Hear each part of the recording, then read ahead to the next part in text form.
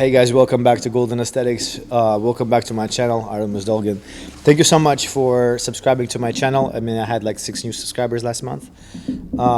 It's actually bizarre what's happening to my channel. I think I might have to restart a new one.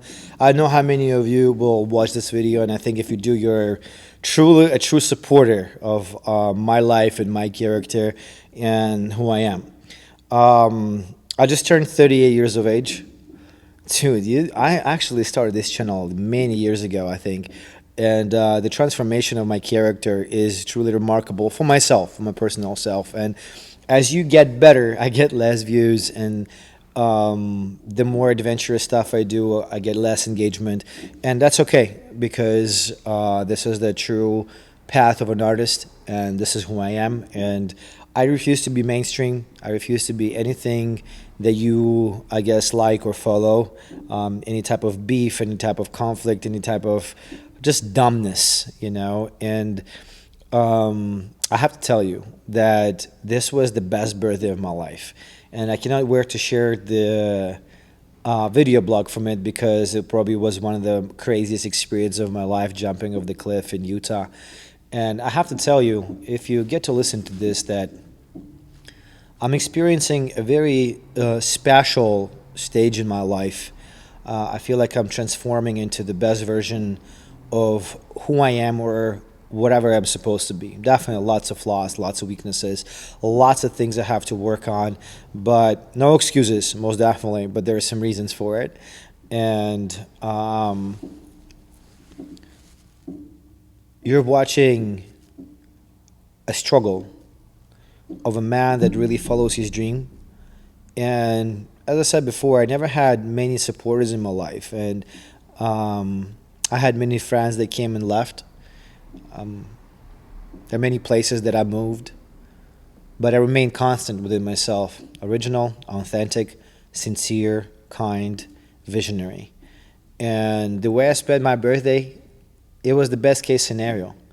I was on the cliff in Utah, jumping with a swing, with a rope, of one of the most iconic places on Mother Earth. And as I was there, shirtless, jacked, shredded, tanned, listening to Guns N' Roses' Welcome to the Jungle, as I was holding on to the rope and looking into the void, looking at that beast, and surrendering myself to pure luck, to pure bliss, to pure freedom. And as I stepped off that cliff, I felt the most peaceful 4 seconds of my life. I didn't think about anything. I throw myself into all these extreme situations to test myself and to see and to know what I'm made of. And the topic of this podcast, if you want to call it so, or monologue, is fear. I think all of us face fear from very, very early stages of our life. And I think the biggest impact on me was, as crazy as it sounds, Cus D'Amato, the trainer of legendary Mike Tyson. I actually have his book on my table there. I read it about fear, some of his teachings, and him explaining what fear is. And says fear is not an enemy, fear is a friend. And my journey with the fear began from very, very childhood. And the first fear I really experienced on a really extensive scale, if you want to say it that way, was through fighting. I had to fight a lot when I was a kid. I grew up in a very hostile environment, very poor environment, and I'll have to tell you that Russians is a different kind of white boy. There are American white boys, European white boys, I mean, there's Russian. It's a completely different ball game. And I actually understand that now, and I realize that now more than ever, because there are so many white boys, so many Americans that have no solid understanding what true friendship is. It's a sacrifice. It's accepting the other person fully, with all his flaws, all his troubles, all his insecurities, but also all his beauty. And I got to experience this many, many times in my life. So growing up in Russia was very different, you know, even though there are similar patterns. But when you grow up in a third world country Everything is scaled by your physical strength, your physical appearance, and your courage. And you had to be brave in order to withstand bullying that I was exposed to since a very young age, because I was growing up and I looked different. I felt different. My mom dressed me different because she was an actress in a theater. And I think both of my parents put the best of their traits in me. My dad put mixed martial arts, wrestling. He took me to wrestling. The first time I saw skydiving was my father, who was in the Russian army, in the Soviet army. And it's interesting that everything that I saw and everything that's fascinated me since I was a child, I get to experience and live now. Um, Bodybuilding, I saw it in a small gym in the middle of nowhere in Ukraine. Same thing with skydiving, was my father, and then it was my uncle. It's interesting that half of my family on my dad's side are military, and they're pilots. They up in the sky. My uncle is a skydiver with, I don't know, thousands of jumps. Like, they're true badass, and I couldn't really comprehend that until now. Until I feel now I feel this tremendous passion for aviation. I don't know how the fuck that works, but now I spend a lot of time in the sky, skydiving and flying and wingsuiting, and now I want to fly airplanes and I want to work on my pilot license, and I will get them. Just looking at Cessna planes, like, it's just crazy how life works. But I truly surrendered myself to my destiny, and I'm molding my destiny every single day. I don't wake up with an alarm. I wake up with my purpose that serves as an alarm.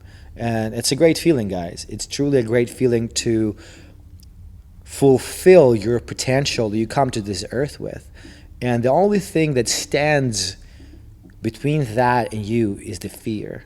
Fear of failure, fear of the unknown. And I threw myself and I throw myself into the wildest experiences, knowing that, hey man, I might not be alive after this. And particularly going through this experience and jumping off this massive monster cliff in Utah. Huge shout out to Taylor. I was like, man, this is the best version of me. I wouldn't want to be anywhere else for my 38 years of age. I mean, last year I climbed on top of an airplane. It sucks. That video got 14,000 views. I've never seen anyone flexing on top of the airplane, but like, that was insane experience. And there was a lot going through my being, through my emotions, through my mind, through my entire existence. And I was afraid, I was scared, my palms were sweating.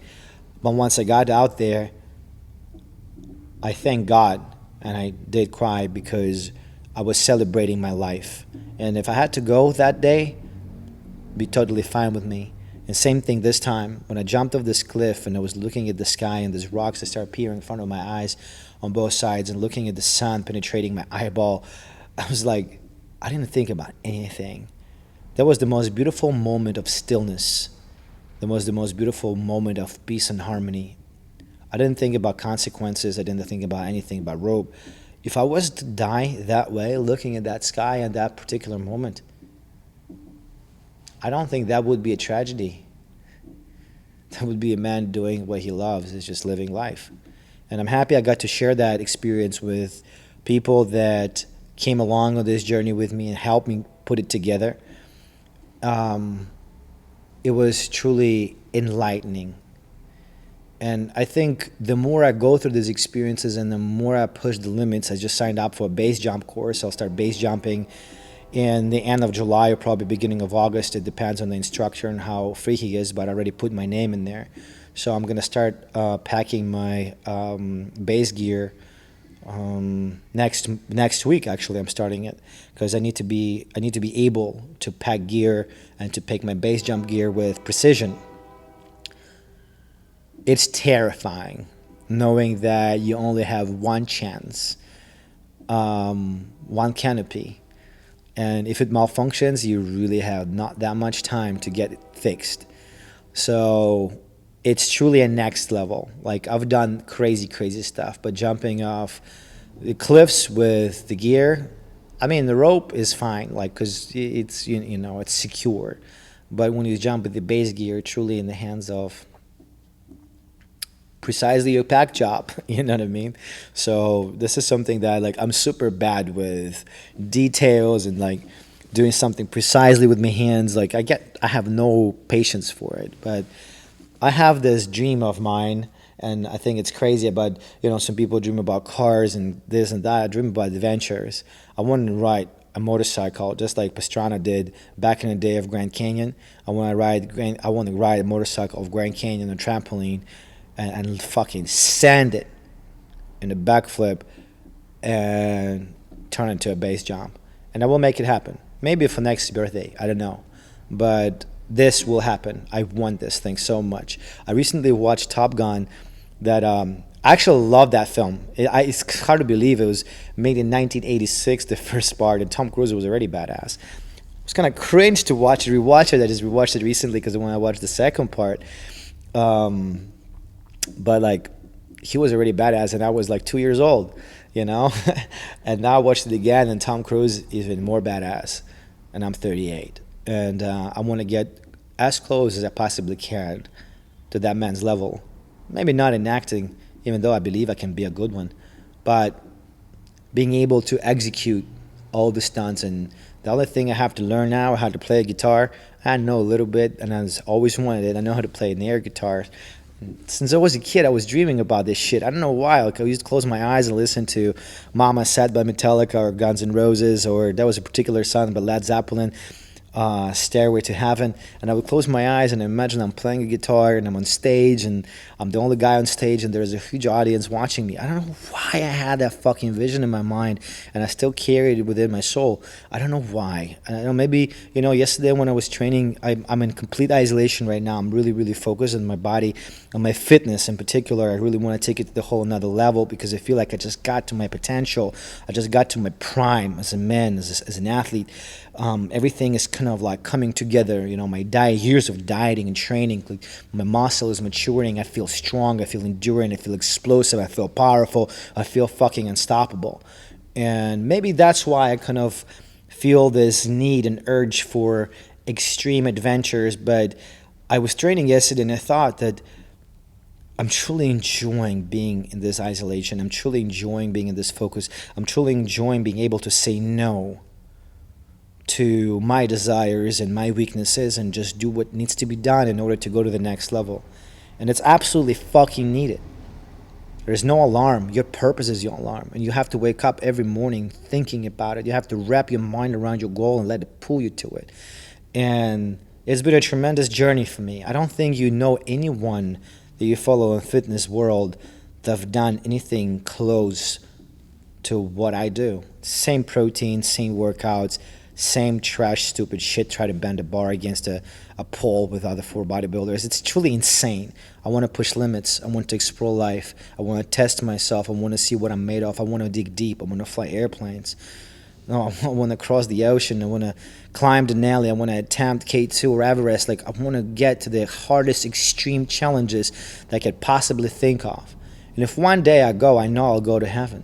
And as I was training yesterday late at night, bro, it's interesting that you can push yourself without anyone watching, without anyone trying to help you and say, come on, one more, when you can truly go to a blackout, complete fucking fatigue, extreme toxic fatigue, when you just fucking don't want to shit, don't want to do anything. And you keep pushing and keep performing. I thought to myself, man, one day I'll be really missing these days by myself and this isolation because I'll be on the big stage in front of many people and I won't have a fucking free second for myself because I want to give back to humanity. This is a tremendously interesting stage in my life when I face a lot of rejection and unacceptance and hate and jealousy from even close people. I don't think this path is for majority. I think majority has been conditioned to watch just fucking cheap entertainment and eat cheap food, bread and entertainment. That's how they raise the crowd of slaves. And that's what slaves are watching, stupidity. And I refuse to follow the mainstream. I want to be me. it's interesting because in the last month or so, I completely disconnected from politics, from news, because there is no control. I cannot control this at the moment. I have no impact on it. The platform that I have, this little audience that I have on Instagram or YouTube, I'm censored as fuck for expressing myself. So I'm like, man, I'm just gonna be smart and I'm gonna work on my art, because what I think about politics or what I think about how fucked up the world is becoming nowadays, and me saying anything about this is not going to change jack shit.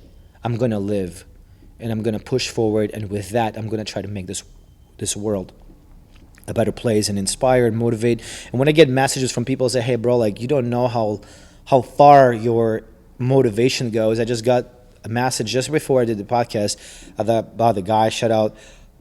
He became a neuro surgeon because of my discipline, him following my journey and applying the principles and discipline to his life and being able to achieve whatever the goal he set for himself. And I think this is the biggest reward and this is the biggest positive karma in my life, because you might not get the recognition from the public, but you'll make impact on someone's life. And I think this is where the gold is. This is where the golden nugget is. And I'm fine with that. And as I said, I experienced fear for the first time during fights when I was a kid. And my dad made me go back and he would see bruises on me, like, where did you get the bruise from? I said, this guy, you're going to go and fight him. And my dad always taught me, if fight is unavoidable, you're going to hit first. And it stuck with me.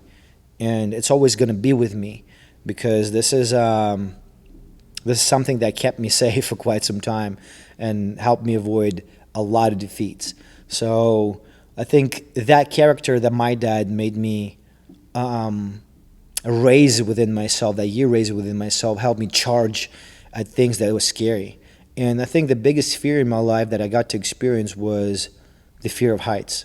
I was fucking terrified by heights, and just the idea of jumping out of an airplane was insanely crazy. Even though I saw my uncle do it 1,000 times, I saw my dad do it. It's so crazy. Like, I have like same photos of me landing in Alaska in a wilderness. Like, what the fuck, man? With my canopy and like wearing this military uniform. And then I had a picture of my dad landing in Azerbaijan in the mountains with his uniform. And I thought, man, this is crazy that I followed my family footsteps, that they are in aviation, and I somehow started developing this passion for it. It's crazy that it's happening to me right now, that everything I truly liked about bodybuilding and about, skydiving and just extreme stuff, when I saw my parents do it, my relatives do it, now I get to do it myself, and now I start looking into the pilot license and all that stuff, and it's truly remarkable. Like I just look back at it and it's like, man, fuck, how does this work? Like, everything that my dad put in me is manifested into this sort of my own personal greatness, adventure, passion, love for life. And I think defeating that fear of heights has opened up so many doors for myself to explore more of me and raise my mind to a different frequency. I'm being very sincere, I'm being very open, and being very authentic with you right now, and I truly want to put a message out there and my personal story, my personal experience, so that it can help you to unplug from this slavery, from this system of 9 to 5. And there is nothing wrong with that if that's your passion. But if you struggle, if you suffer every day going to work, and you go out on the weekends and get wasted and take photos of the bottles that you drink just to show like, oh, I'm living my best life, bro, you're a fucking slave. After my birthday, after I went to Utah, I did all this extreme shit. I got fucking pulled over by the cop. And actually, by the way, that's how I fucking know that white boys cannot be trusted. As soon as the cop pulled me over, I was like 3 of us riding, and we were going to the track. We were going to the trail. We're like a mile away, and we blew a stop sign. We just rolled through it. We didn't blow it, but the cop was hiding somewhere. He pulled me over, and one of my closest friends just took off, see me getting pulled over.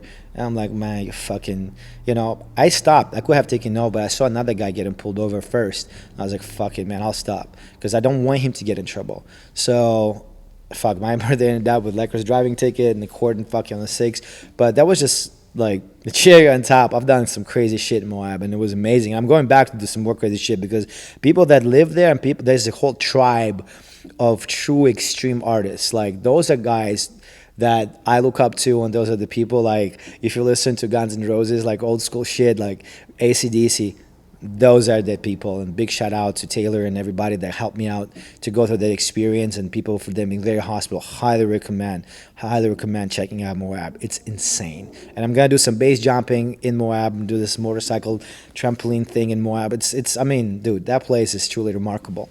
And after that, I drove, like, I celebrated my birthday for a whole fucking week and a half almost. I drove back to LA, and my buddy invited me to go to Benny Benassi. That's how I found out there was Benny Benassi in the end of the thing. And I wasn't sure who was playing, even though I liked Benny Benassi. The Satisfaction song, remember? It was sick. And sexy woman in that. There was like a crazy video clip back in the day.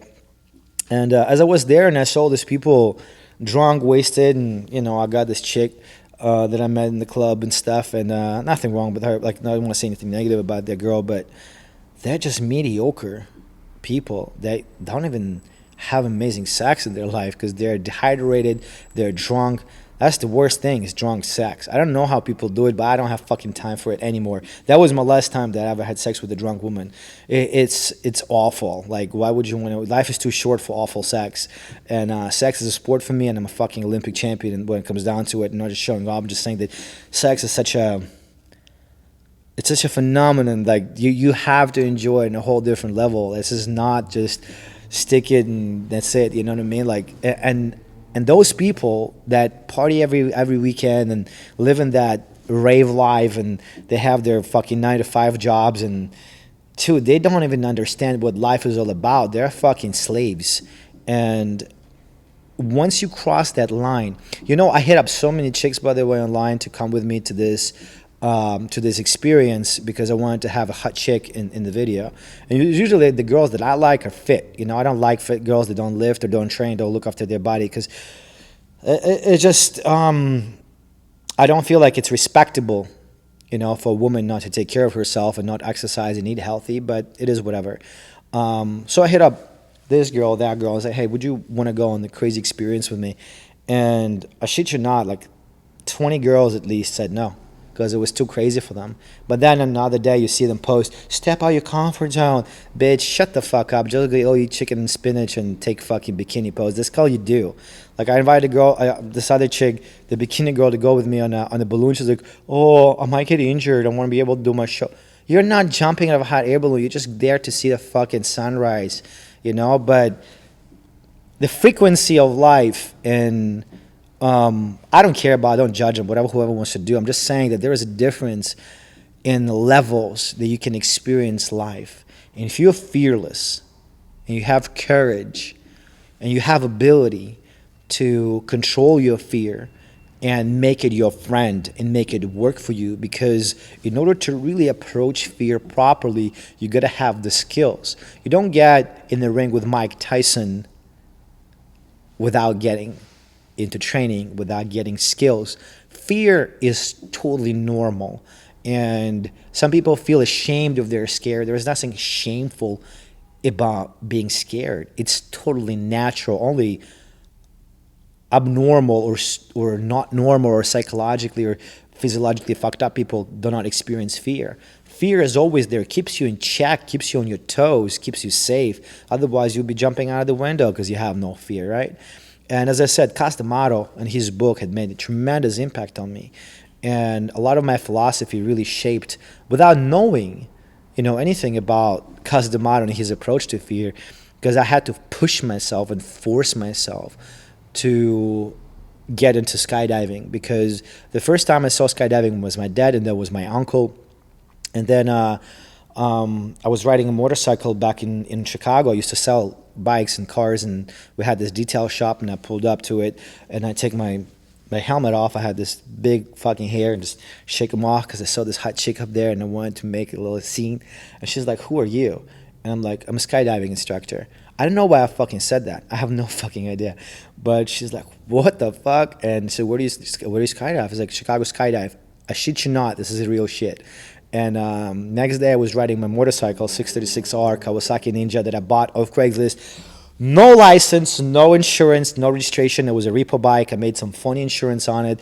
I met some phony fucking registration for it. Dude, that was I'm a true outlaw, man. If there is, like, I'm a real Russian. I'm gonna tell you that much. And I rode that bike for a couple years, actually. I didn't stop for anybody. No highway, no state trooper. Like, I took off. This time I stopped because I had a very long ride ahead of me, and the cop didn't give me a bunch of tickets, but I didn't have license. He still didn't take the bike away. He let me ride. So I got to the I was like 26, 27, and that was my first jump in Chicago skydive. It was scary as fuck. And I mean, what the fuck am I doing? I was panicking like crazy, but I forced myself. And I'm not gonna lie, it wasn't enjoyable because I was so scared. I wasn't even able to pull my own parachute because it was just I couldn't find it. And the instructors pulled it for me because they were flying next to me. By the way, until this day, I have 300 jumps. I never done tandem jump. So I met this guy Nikita. Huge shout out to him in here in LA. He invited me to go skydiving. And I was like, yeah, man, I'll come. And since I promised that I'll come, I forced myself to go because I had to keep my word. And I signed up for the course. I did the first jump and then second jump on the same day. And then I was doing it again. I was like, man, fuck, I'm scared shitless. I wanted to call it off while I was there. I was like, man, what am I doing? What am I doing? It was scary as fuck. It was my biggest fear, bro. And on the 15th jump, because this one I started jumping by myself without instructors, I realized that, okay, I got this. I know the drill. And as long as you stick to the instructions, and when you're in this moment of extreme fear and panic, you have to take a deep breath, maybe not one, many breath, and you have to calm yourself down as much as you can and run through the process, visualizing a million times your instructions and sticking to instructions and what you've been told what you need to do. That's your only focus. Fear is going to keep you in check, but you cannot let fear take over your feelings, your emotions, because it will destroy you and it will freeze you and you won't be able to operate. And that's what skydiving helped me, because that was the height was my biggest fear, and I was able to take it under control, and that opened so many different aspects of life and so many different aspects of extreme sports for me that I started throwing myself in the most adventurous things ever. And it's, you know, when I went bull riding last time in Texas, and if you missed that video blog, you got 1,000 views, man. It's fucking, we put so much work into that video and so much creativity and so much resources, and I just don't understand how that works, but it's whatever. I highly recommend you watching the video blog. That was a special one for me because I always wanted to ride bulls and I always wanted to do it in Texas, and it fucking worked out. I don't know how the fuck this shit works, but everything I envision, everything that I want to happen happens because I go through it in my mind 1,000 times, visualizing myself on that bull, visualizing myself in the airplane, visualizing myself on the rock, visualizing myself base jumping, visualizing myself climbing K2, Everest, and most definitely I'm gonna climb Denali. Like 100% next year in May or June, I'm gonna climb Denali. I guarantee you that. I see myself on top of that mountain. I've seen that mountain so many times while I was in Alaska, visualizing myself, and it just happens. And that's what has to be done if you're afraid of something. Same thing if you get in the ring, something if you get into any other sport. We're all afraid of the unknown, but it's totally normal. And the moment you start controlling that, the moment you become a master of your fear, you become a master of your life, you become a master of your destiny. Riding bulls, I'm not scared to die anymore. I think I lost fear on the first DMT trip. And it's interesting that I was 35, 3 years ago was my birthday, and I did DMT, and it was like the first, like, I haven't even skydived back then. You know, I started skydiving when I was, it hasn't been 2 years yet. You know, it's been a year and a half of me skydiving. I have 300 jumps already. So I think that DMT trip has changed a lot and shifted a lot in my perspective about life, about death, about myself. And I completely came out from the trip having no fear of dying, absolutely zero. And I just don't want to be handicapped or don't want to injure myself. That's the only thing that's going to stop me from living the life I do or are. But I kind of accept all these consequences when I put myself into these extreme situations, and you have to be totally fine with it. You have to be able to pay the ultimate price for the ultimate ride. And sometimes it's not pretty, but we still do it. We still try our luck because that's what humans do. And that unlocked so many doors for me and helped me become this person that I am now. I feel like I'm on the way, as I said, to become the best version of myself because I was able to take this fear under control and being able to stay calm even though everything is like boiling inside. The other feeling I had like this when I was wingsuiting, the first, because in a wingsuit you can get into a spin. It will be very hard to stop. And the first jumps on the wingsuit I was doing without ADD, the device in your rig and your canopy that's going to deploy reserve if you're at 1,000 feet. If you were in a spin or you're some sticky situation, you cannot pull reserve. It will pop the reserve for you. And the first jump I was doing with the ID because I was flying on someone's rig. I still don't have a rig on my own, and because I hate packing them. Now I'll have to learn because I'm doing base jumping, and that was like, dude. I mean, it kept me on my toes. And what really helped me cope the fear is visualization. Going through every instruction, going through every move, going through the exit, going through the pool, going through the flight, visualizing every aspect of the flight, of the jump, of my instructor telling me, like, just taking deep breath and just being in my mind, seeing it happen before it happens. It's interesting how our minds work. You get to this different frequency. And as I was saying, like, I offered so many different girls because they're living this normal, mediocre life thinking they're doing something special because they work out and eat chicken and rice for breakfast, lunch, and dinner and doing a show with a fake tan. Like, this is nothing special at all about it. And what I've noticed, that the most interesting, the most adventurous, the most extreme, the most ambitious people in this world, the most real people in this world have absolutely no following on Instagram because they didn't give a fuck about it. I sometimes I came across this guy that does this amazing stuff. He wingsuits of the mountains, surfs big wave. This guy is a fucking true artist of adventure.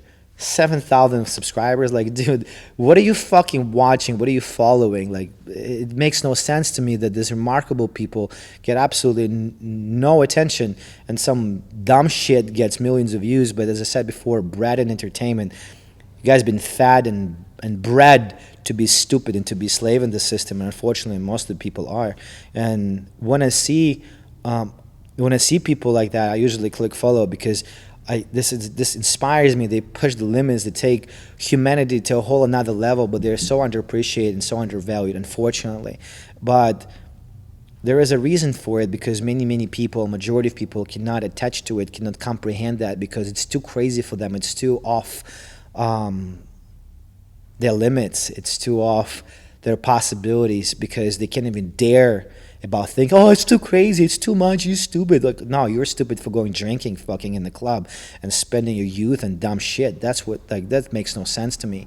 But again, putting myself into these adventures, I got to meet these people and I got to make solid connections and solid friends because those people are pure and they live their passion. Passion is madness. Passion is insanity. And I have this crazy passion for life. And some people can call me crazy and stupid and irresponsible, but I feel like this is the life that I wanted, and this is the life that I get to live. And there are things that I said to myself, and I said before, like, I really feel like that Tom Cruise, like, I watched this second part of Top Gun, and I'm like, man, I want to fly jets, man, I want to fly airplanes, and I started looking to it more and more. I started looking at the pilot license and airplane, and because I want to be in Alaska, I want to fly airplanes in Alaska, and I started looking to it more and more, and I'm going to get it done. I just need more finances, need more financial stability in order to explore more life and throw myself into these wild adventures. And I said before, if one day I disappear, like, I want you to know that I went to heaven. And I think unlocking this ability to control fear and ability to stick to the instructions and stick to the visualization helped me a lot to take myself to another level and live this life. As I said, I was training the other day and I thought to myself, man, what a remarkable time I'm going through. This is my youth. This is my prime. I can be whoever I want to be. I can envision whatever I want to go, and I can make it happen because I'm limitless. We truly are. And if human beings really dig deep into themselves and look deeper into their soul and their heart and their mind and their spirit, they can unlock their potential and become anything they dream to be. Because I think this is what we come to this earth for, is to find our passion and let it kill us. find our potential and give back to the world, give back positive feelings, positive emotions, positive experiences, and lead people so they can lead their own life, so they can pave their own path. I don't want followers. I want to make leaders. And I think this is a true quality of a true leader. And fuck all this millions and all this stuff. No. I want people to be able to become the best versions of themselves, of they watch my journey, of they learn something from me. And I'm trying to give you my best. There's a lot of things that I suck at. And there are a lot of things that I'm wrong about, and there's a lot of insecurities in me, and there's a lot of different negative things that run through my head, and I'm continuously getting frustrated because I feel like, no, I got to get rid of this, and I got to become this, and I got to become that. And it doesn't happen overnight. There are certain processes, there are certain events, there are certain adventures, there are certain... Fuck, dude, you got to fall straight in your face in fucking shit. Stinky, ugly, stupid, bad shit. You gotta fall straight in your face in order to learn. You have to face the adversity in order to become great. There is no way you can grow. There is no way you can become anything without facing adversity, without facing your fears. And you can sit in your ass and you can watch all these stupid videos and all this drama and argue like a fucking casual idiot about who is the best fighter, or who Jake Paul is going to beat, or who this guy said what, and who this guy said what, and this gossip, and do you see this guy slap this guy in the face? You're wasting your precious time. You have been robbed of your precious time. That's why I don't make this type of content. That's why you don't see me making all this cheesy ass trash. What for? Like, how I can get better watching this garbage? How I'm gonna get inspired? How am I gonna get how I'm gonna raise the bar for myself if I watch shit? And unfortunately, 90% of population is a fucking dead crowd. Dead fish that go with the flow, and their only life and their only existence is to fart on the internet with their comment about something. Who gives a fuck? And sometimes I get frustrated because I don't get this. Because all my views and audience transforms or translates into my earnings because I sell the best clothing there is. But again, I'm focused on creating rather than marketing. I'm focused on creating. I'm focused on living. And possibly, like Van Gogh or that many artists that get appreciated during their life, it would be my destiny, but I don't mind. I want to remain me. I want to be authentic, and I have my own philosophy. I'm 38 years of age, and I went through so many different experiences, and I've done so many different things, and it translates into this baggage of wisdom and baggage of knowledge that I'm willing to give back, for free, absolutely for free, absolutely without charging and telling you, hey, I wrote a book with 10 steps to success, like Tai Lopez or whatever the fuck name is. And majority of these guys that's screaming on the internet, we call them in Russia, we call them informational gypsy, which tells you stuff that you can read in any book, but they sell it to you like there's some sort of secret to success, and they create this clout and you guys fall for it. And unfortunately, I made a joke. I was renting a house for this music video, and we made this little video, me sitting in Lamborghini and saying, hey guys, welcome back. I just bought my first house and I got the book for you. You can buy it so you can reach this level of success by reading this book. You know how many people wrote me and clicked on the website because they thought there's going to be some kind of a book, a shortcut to get to where they want to go. Like, there's no fucking shortcuts. Dude, this is there is an adventure that's waiting for you, and the adventure without falling, without risks, without suffering, without struggle is not an adventure. What kind of ride is it if it's always down or always up? It has to be like that in order to be fun. And I feel like when I was able to control my fear, I was able to experience a whole another degree of peace, harmony, and love for life. Highly recommend watching the new video blog that's going to drop maybe a couple days, maybe next week, from Utah. It's one of the craziest experiences I've ever done. There's another one from Alaska that we shot, and I haven't been able to put it together because it's a fucking separate movie. Wakeboarding behind an airplane at 80 miles an hour and jumping in the middle of wilderness in front of Denali. Like, the shot that I wanted to take, they deserve millions and billions of views. But again, it's art, and art is not appreciated by the crowd. I appreciate you guys. I appreciate you sticking with me. I don't know if you watched this or not all the way to the end, but if you made it, I really, really appreciate you. Thank you guys very much for your support, love. Shop the best, goldenaesthetics.com. This is Artemus Dolgin. I'll see you later.